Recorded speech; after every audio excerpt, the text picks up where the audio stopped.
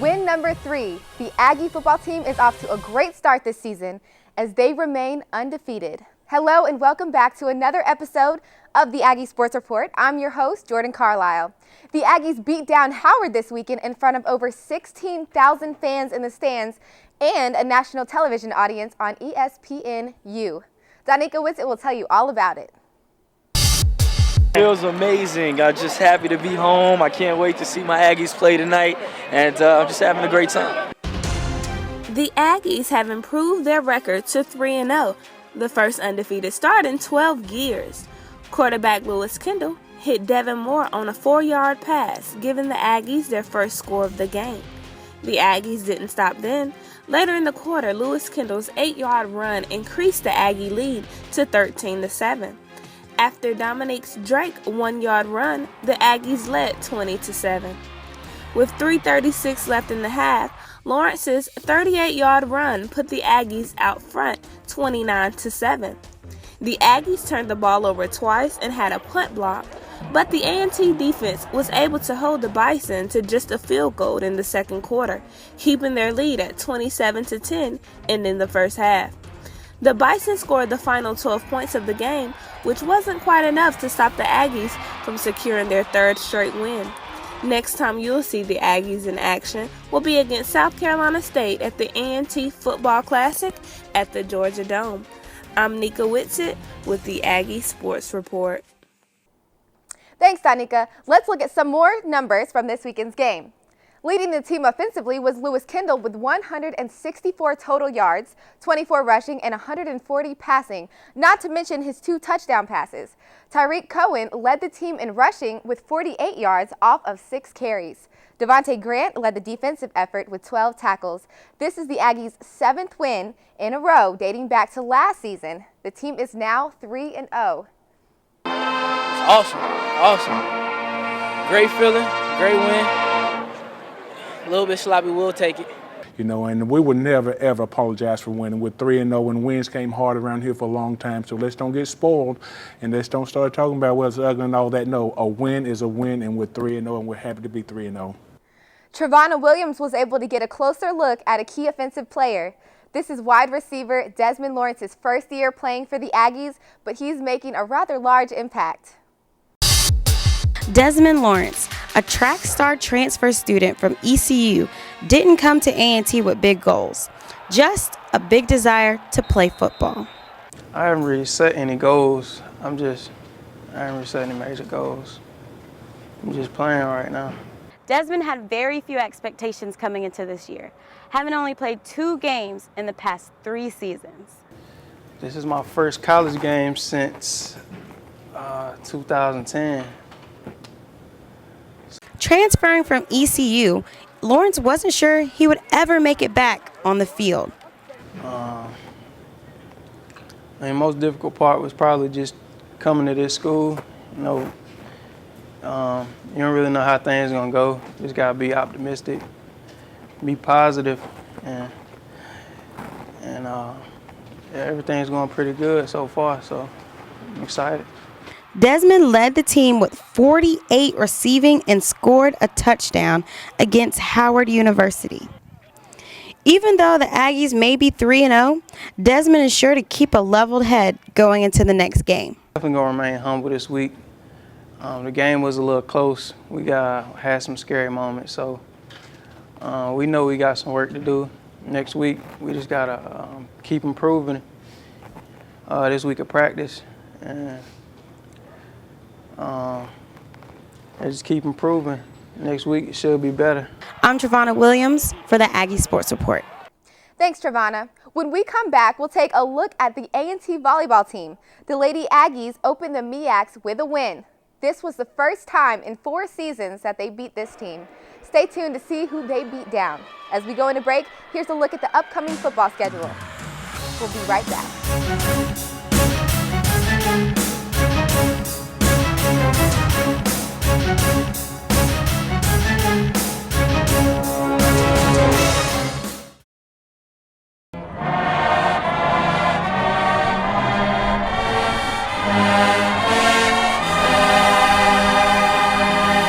This is an A&T Historical Minute, and I'm Alex Ravel. Bluford Library. To many students, the name is very familiar, but this is not the original Bluford Library. The original Bluford Library was built in 1955. The library was named after the university's third president, Ferdinand Douglas Bluford, who served from 1925 to 1955. The current Bluford Library, dedicated in 1991, cost $16 million. The library currently offers over 700,000 volumes and over 60,000 ebooks. The library also offers iPads, Kindles, e-readers, and more electronics to check out. On the second floor now contains a lounge for students to eat and drink in. The library is 153,000 square feet and can hold over 1,000 students comfortably. I'm Alex Ravel, and this has been the A&T Historical Minute.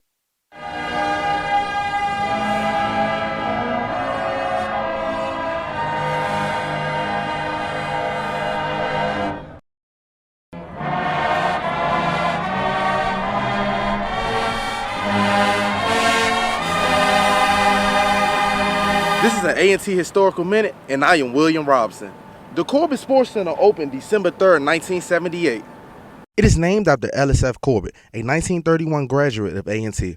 Officially known as Mr. A&T, his official title was Sports Information Director. He performed many other roles on campus, including dorm counselor, and he was a member of the board in control of intercollegiate athletics.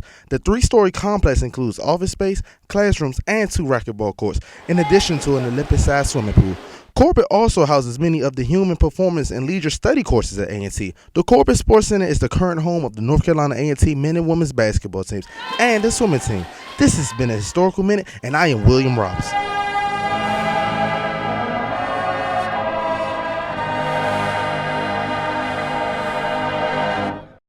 Hey, what's up? This is Terrence J, and you're watching the Aggie Sports Report. Welcome back to the Aggie Sports Report. I'm your host, Jordan Carlisle. That's right, Terrence J came back to his home turf last week to show the Aggie fam some love. The A&T volleyball team was busy last week hosting a match at home and opening conference play on the road. Kaya Watson has the highlights from the Aggies' home match versus Campbell University. Fans packed the gym last Tuesday and great energy was felt as the Aggies and Camels played an intense set to start off the match. A&T led the first set and mounted a 16-11 lead over the Camels, forcing them to take a timeout. Campbell used it wisely, getting them back in the game and tied at 21. Campbell won 25-23. The Camels dominated the second match, winning 25-8. The Lady Aggies did find their spark again during the third set. A&T found itself within reach. However, Campbell used a 10-5 run to win the match at 25-19. Brooke Stamness led the Aggies for the second consecutive match with 9 kills. Chelsea Fox tallied 12 assists. Tabora Hawkins Hollingsworth, now back from injury, added 4 blocks. And Ashley Johnson finished with 15 digs. I'm Kaya Watson with the Aggie Sports Report. Back to you, Jordan. Thanks, Kaya. The Lady Aggies were able to bounce back this past weekend as they opened up MEAC play at North Carolina Central. 4 players posted double figures in kills to lead A&T to their first win over Central in 5 years. The Aggies won the match 3-1. Leading the team in digs was Brooke Stamness with 17, Alina McDaniel with 16, and Ashley Johnson with 15. Brooke Stamness had 16 kills and 2 aces, and Alina McDaniel pitched in with 13 kills, 1 ace, and 1 block. The team had 7 blocks total. They were not letting up. The final score was 3-1. Well, it was very exciting. Going on the road, we knew it was going to be a challenge opening up the conference schedule. But it was North Carolina Central, so that rivalry kind of helps you get energized and ready to go. The ladies will be traveling to Daytona Beach, Florida this Friday to take on Bethune-Cookman. Then that following Sunday, October 6th, they will play against Florida A&M at Tallahassee, Florida. Then it's back in the Moore Gym to face Elon on Tuesday, October 8th. Go get 'em, Aggies! This past Saturday, the men's cross-country team competed in their 4th meet of the season, the Charlotte Cross Country Invitational. Thanks, Jordan. Saturday's meet featured more than 400 competitors. On the men's side, A&T freshman Darren White finished the 8K race in 26 minutes and 50 seconds, earning him the top spot on the men's team. Less than a minute behind, Franky Mills finished the race in 27 minutes and 23 seconds. Also on the men's team, cross-country rookie Dyron Mabry finished with a personal best time of 28 minutes. On the women's side, redshirt senior Janessa Ben finished her very first ever 6K race just a second shy of the 23-minute mark. I really was involved in my race every step, and I'm really proud of myself for that. Sometimes it's hard to stay encouraged with an extra 1,000 meters, but I definitely pulled through, and I'm proud of myself. So. Earning her the title of Aggie's best time. Not far behind, sophomore Janae Farrell finished the race in 24 minutes and 40 seconds, placing third. For the Aggies was Daniqua Dye, who finished the race in 26 minutes and 53 seconds.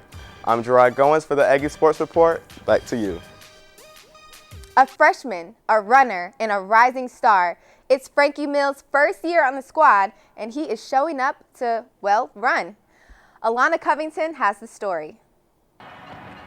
Franky Mills exemplifies a true leader towards his cross-country team. Well, to be so young, it's remarkable that he has stepped up to become a leader, and that's what we want of our team members. We asked them to come in and to lead. Franky Mills did not always have a passion for running cross-country. I played soccer my freshman and sophomore year, and during preseason, the soccer team would practice with the cross-country team, and I went out with the cross-country guys up in the front during preseason, and I was beating them all. Luckily, Franky's high school track coach bribed him into running for the track team. So the cross-country coach would say, like, hey, you should, come out. We'll buy you shoes, we'll do this for you. And I'm just like, no, I already got my shin guards and stuff like that. It was Franky's desire from running in his high school track club that made him realize he had a passion for running cross-country. Eventually, my sophomore year, I ended up running indoor track. And my athletic director decided he would come to me and encourage me to run cross-country after outdoor season. So I considered, because I joined Modern Year Track Club and I realized that I had a passion for the sport, so I wanted to continue after high school and stuff like that. Franky definitely has a passion for running. His passion is so strong, he decided to leave his mark. So I ended up thinking about something. I was like, well, I think I'm going to be a lifetime runner. I may not go to Olympics or whatever, but I aspire to do that one day. So I'm going to get out and run. I'm Alana Covington with your Aggie Sports Report. The cross-country team heads to Cary, North Carolina Saturday, October 5th to compete in the Robert Shoemake HBCU Challenge. And then it's off to Newport News, Virginia on October 19th, where they will compete in the Christopher Newport Cross Country Invitational. The team will then compete in the MEAC Cross Country Championship on October 26th. We have to take our second timeout, but when we come back, we'll hear from the brains behind the Aggies' winning streak, head coach Rod Broadway. Plus, we'll show you the best and brightest of the Aggie athletics during the month of September. It's the top plays of the month. We'll be right back.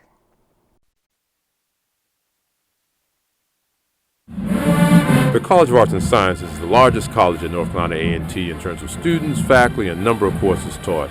Our students gather to research the causes of climate change and meteorology, study human depression and social work and biology, and perform on Broadway.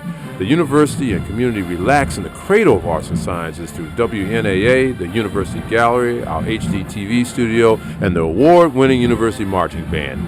Visit us online. In the College of Engineering, we build bridges from the simple to the complex. We have graduate and undergraduate programs in 6 departments. Our students and faculty study topics that touch your life today and affect your world tomorrow. In the College of Engineering, we make the future now. For more information, visit us online.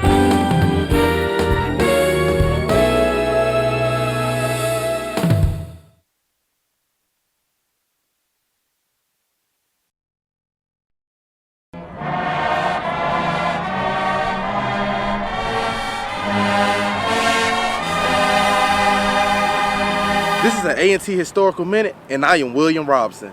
The Corbett Sports Center opened December 3rd, 1978. It is named after LSF Corbett, a 1931 graduate of A&T. Officially known as Mr. A&T, his official title was Sports Information Director. He performed many other roles on campus, including dorm counselor, and he was a member of the board in control of intercollegiate athletics. The 3-story complex includes office space, classrooms, and 2 racquetball courts, in addition to an Olympic-sized swimming pool. Corbett also houses many of the human performance and leisure study courses at A&T. The Corbett Sports Center is the current home of the North Carolina A&T men and women's basketball teams and the swimming team. This has been a Historical Minute, and I am William Robson.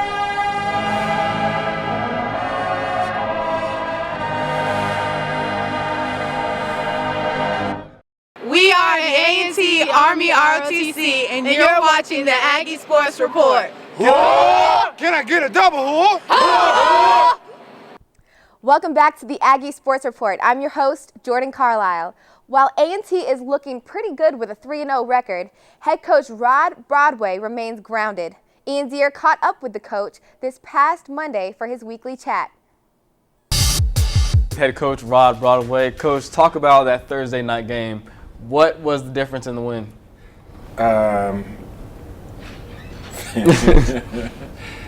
It was a good win for us.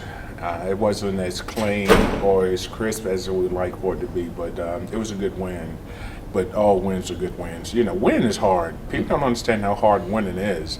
And to win that game with the way we played, I think says a lot about our players and our staff that we were able to hang in there because, as I said earlier, I don't think we would have won that game last year or the year before with the number of mistakes that we made. So we're making progress as a program and we're getting better. So we just need to eliminate those things, clean everything up, and play a lot better.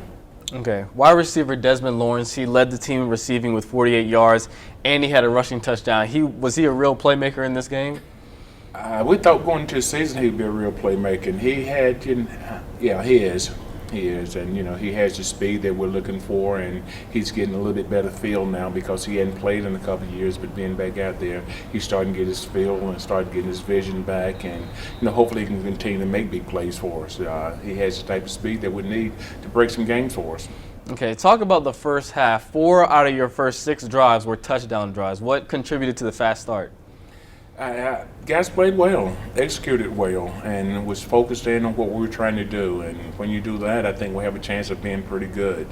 And, unfortunately, we didn't carry that over to the second half, and we sort of lost focus a little bit. And we got to teach these guys, once you get someone down, we need to end it. We need to end the game. We could go up 34 at that point, then the game is probably out of reach now, but we let them gain momentum and made a game of it. And that's happened twice to us this year where we have an opportunity to put a game away, but we're not quite good enough yet to put those games away. But it's a good lesson for us. I'm glad we got out there with a win because now we can teach a lot of things from that win. Okay, talk a little bit about the second half. We didn't really put up any points. Do we have to? Well, if you want to. This is all you. No, it was disappointing. It was very disappointing. I think the defense played way too many snaps, and I think we had 7 3-and-outs. We had a punt blocked that led to the shift in momentum. But again, we got to clean some things up. We the same plays that we ran, we was missing people and not blocking the right way, and it just wasn't really good football. Not the type of football that we're trying to play. So we got to clean some things up, and we got to get a lot better in that area. And we can't get in the habit of not scoring in the second half. One of the things we said right before we went out the half, we need to win the second half, which was important for us, and we didn't win the second half.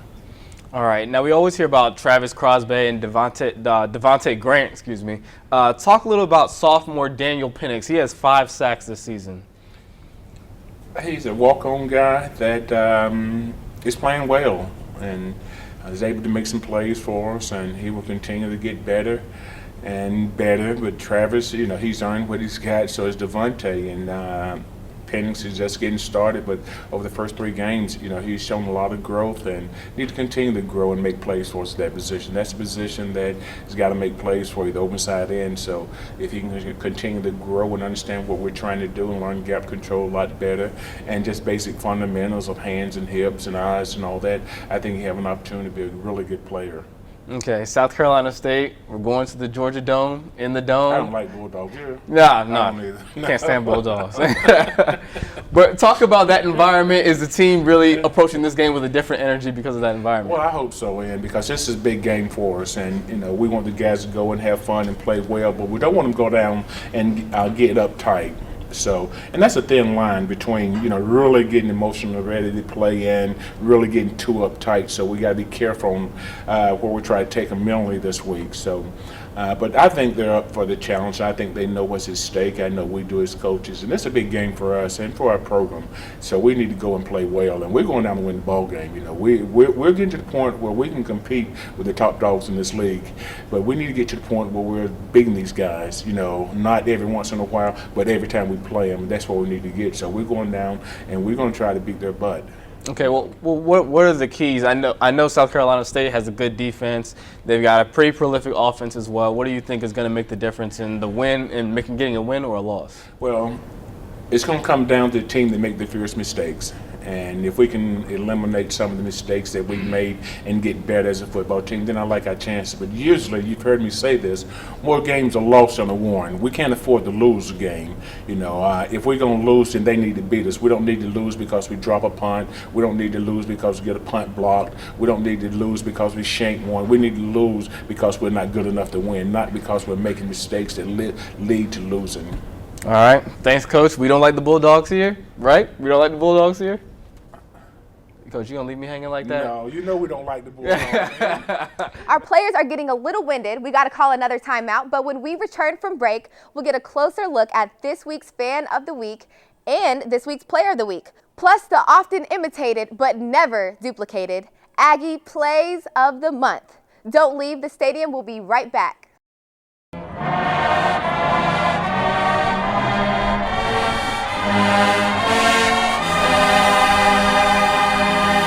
This is an A&T Historical Minute, and I'm Alex Ravel.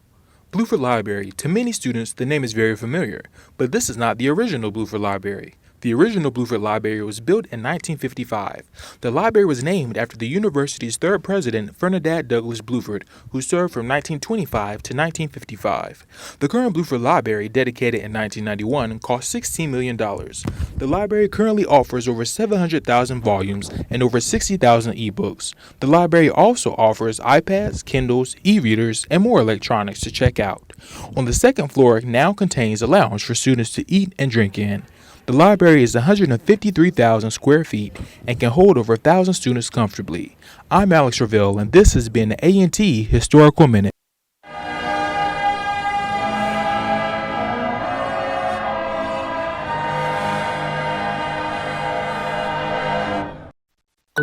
This is our world. It's a place of wonder, a place of opportunity. It's also a place that graduates of North Carolina A&T State University enter with grand ambition. Classrooms, hospitals, corner offices, laboratories. These are the places where our students flourish. It's proof our graduates leave here prepared for the careers that await them. It's why you'll find Aggies everywhere, making a difference in the world.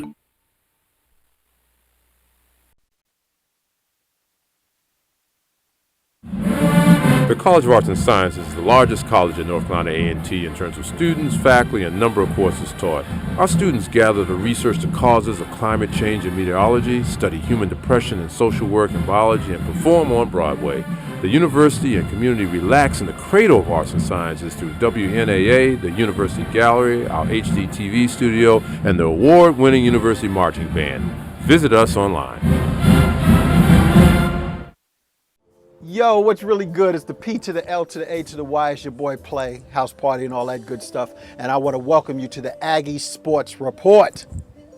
Welcome back to the Aggie Sports Report. I'm Jordan Carlisle. It was a huge crowd on hand to watch the Aggie football team improve to 3-0. It was a great atmosphere, and there were several candidates for this week's Fan of the Week. We decided we couldn't just pick one, so we chose a whole group of fans.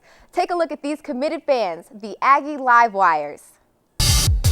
This group of students, they're at almost every single athletic event. Football, volleyball, basketball, you name it, they're there. They're dedicated and they're die-hard Aggie fans.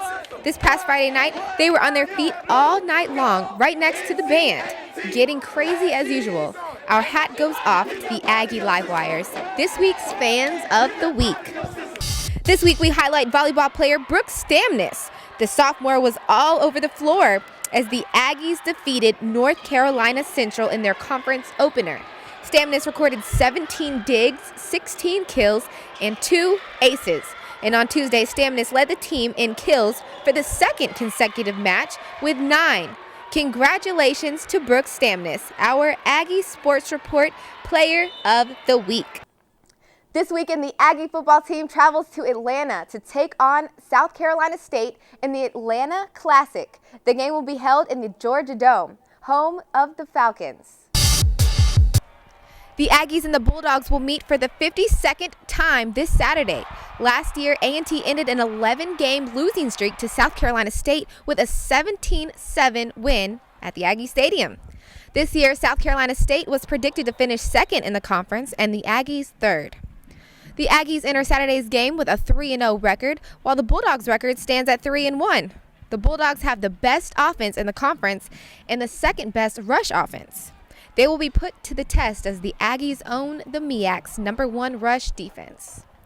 Despite giving up over 100 yards rushing to Howard last week, the Aggie defense still has not surrendered a rushing touchdown in 30 quarters. This brings us to the end of the show, but we can't leave before showing you the plays of September. At number 5, the A&T football team's home opener, September 14th against Elon, quarterback Lewis Kendall throws this 60-yard touchdown pass to DeMonte Brown. It put the Aggies up 10-0 as they went on to win 23-10. Number 4, volleyball player Alina McDaniel. The sophomore was named to the all-tournament team 4 times already this season. McDaniel has been named a team captain, and she's helping the Lady Aggies get off to one of their best starts in years. Congratulations, Alina. Number 3, the A&T Army ROTC firing a cannon at this year's football games. Yeah, it even shook up our videographer. The ROTC fires the cannon after every A&T score. And that's been plenty this year. Nice job, ROTC. Number 2 will take you back to week 1 of the football season. A&T taking on Appalachian State. Tony McCray takes the Mountaineer kickoff and races up the near side. 91 yards for the touchdown. This tied the game, and A&T eventually went on to beat App State in a thrilling game. What a play. And our number 1 play of the month. We stay in Boone, North Carolina. Linebacker Devontae Grant with an interception. He returns it 57 yards for a touchdown. This was the 3rd career interception returned for a touchdown, trying a school record. Congratulations, Devontae Grant. How about this week's hit of the week? Check out A&T linebacker Tony Clodfelter lowering that boom on Howard's running back, William Parker. Ooh, looked like it hurt. Clodfelter, a senior from Lexington, had several big hits this game. He's one of the key players for the Aggies defense this year. Great job, Tony. Thank you all for tuning in and cheering on your fellow Aggies. Aggie pride. We'll see you back here next week on the Aggie Sports Report.